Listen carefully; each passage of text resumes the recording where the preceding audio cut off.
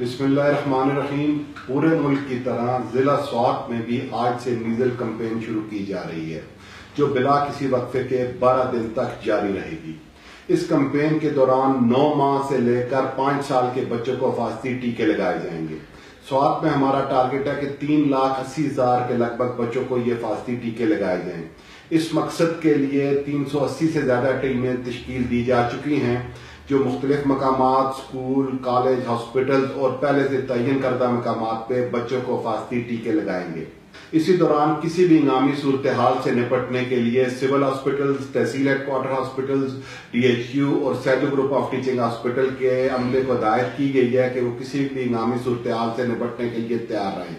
میری آپ تمام لوگوں سے گزارش ہے اور پرزور اپیل ہے کہ اپنے اس مہم کے دوران اپنے 9 ماہ سے لے کر 5 سال کے بچوں کے تمام بچوں کو حفاظتی ٹیکے لگائیں تاکہ وہ خسرہ جیسی مہلک بیماری سے ان کا بچاؤ ہو سکے۔ شکریہ۔